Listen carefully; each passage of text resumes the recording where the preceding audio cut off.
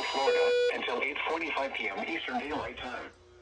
At 8:12 p.m. Eastern Daylight Time, a severe thunderstorm was located over Wauchula, moving southeast at 15 miles an hour.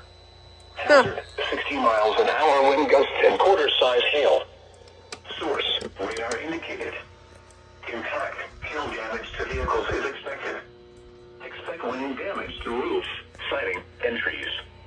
Locations impacted include Sweetwater, Wauchula, Bowling Green, Zelso Springs, Anna, Limestone, and Cruiseville. For your protection, move to an interior room on the lowest floor of a building. Repeating, a severe thunderstorm warning has been issued until 8:45 p.m. Eastern Daylight Time for the following county: Pardee, Florida.